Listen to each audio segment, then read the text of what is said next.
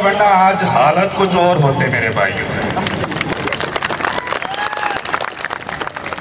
आप मेरी बातों को समझेंगे।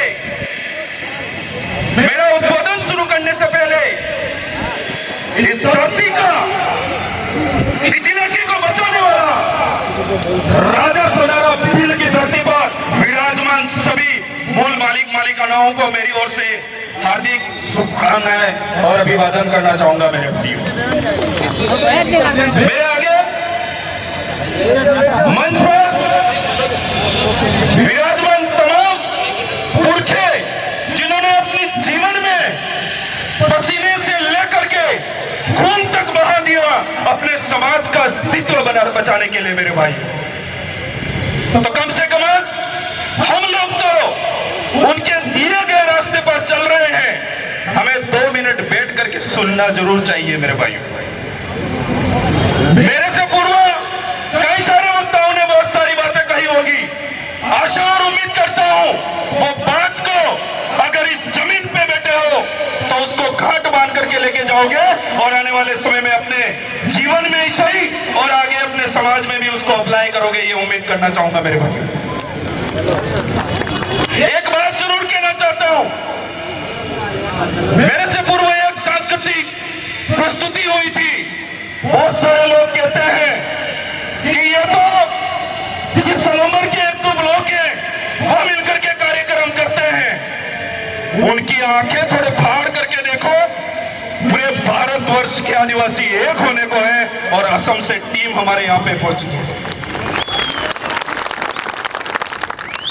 आज अगर हम लोग जो है, हमारा जो डीएनए है, हम आदिवासी जो लोग हैं वो इस कुदरत से पहली प्राथमिकता का संपर्क रखते हैं।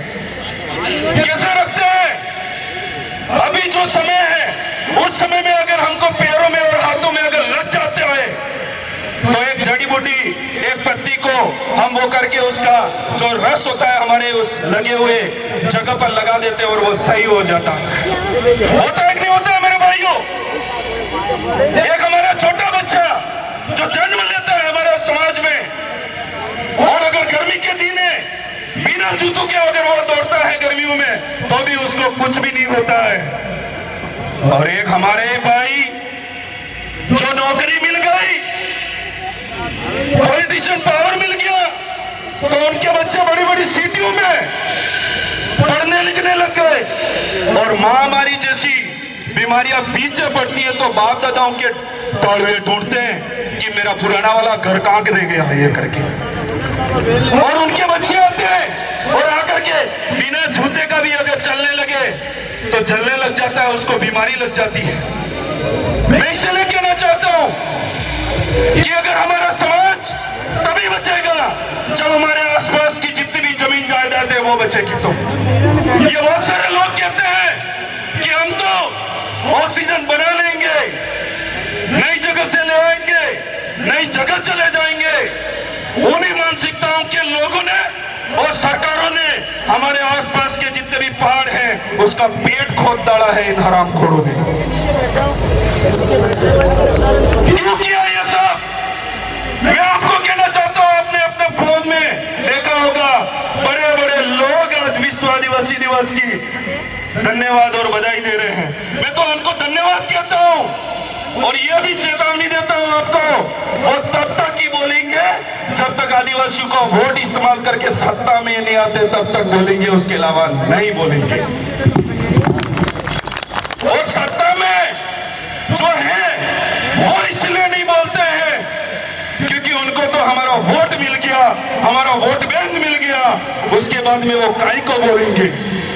तो मेरे भाइयों, मेरा कहने का मतलब यह है कि हम लोग इसे पीड़ नहीं है, हम लोग पीड़ने वाले हैं। अगर हमारे शोषण अत्याचार हमारे ऊपर हुआ और हमारे हक अधिकारों को छीना गया तो एक कहते हैं कहावत, बहुत वरिष्ठ साथी कहते हैं कि आदिवासी को छेड़ो मत, उसके साथ जोर जबरदस्ती मत करो। वो जहां बचा हुआ है वो पेड़ पौधे, वो पहाड़ मत खोदो, मत नष्ट करो। फिर भी लगातार मत छेड़ो, पर जिस दिन आदिवासियों को जिसने भी छेड़ा वो किसी को छोड़ता नहीं है। ये बात भी आपको ध्यान होगा मेरे भाई। ये बात इसलिए कह रहा हूं क्योंकि बहुत सारा इस इलाके के अंदर सत्ता सरकारें हैं, शासन प्रशासन को आगे करके इस इलाके के अंदर जो हालात करके रखे हैं उसके ऊपर हमें रोकना चाहते हैं। और हम हमारे बाप दादा जो यहाँ एक समय में राजा थे जिसकी वजह से ये जमीन बची है, उस व्यक्ति का वोट लगाने चाहते हैं तो ये लोग हमें रोक रहे हैं। मैं तो आज इस मंच के माध्यम से कहना चाहता हूं, कानून से भी लंबे हाथ हो गए सत्ता सरकार के। हमने आज तक सुना था कि कानून के हाथ बहुत बड़े लंबे होते हैं, पर कानून से भी लंबे हाथ सत्ता सरकार के एक फोन कॉल के हो गए मेरे भाइयों। ये बहुत गंभीर विषय समझने की जरूरत है, आपको ध्यान रखना पड़ेगा। एक ही बात के करके अपनी बात को विराम देना चाहूंगा। ये जो कार्यक्रम है, ये जो प्रोग्राम है, इसी तरीके से चलते रहेंगे। क्यों? क्योंकि ये जिस समय से जनजागरण होना शुरू हुआ है तब से लेकर के लोगों के दिमाग में एक ही चीज बताई है, हमारे समाज का आखिरी बीज है, आखिरी डीएनए है, आखिरी व्यक्ति है। अगर लड़ना नहीं सीखा, नहीं लड़ाई लड़ी, आने वाली पीढ़ी खत्म हो जाएगी। ये बात हमको सिखाई गई। समय सीमा का ध्यान रखें।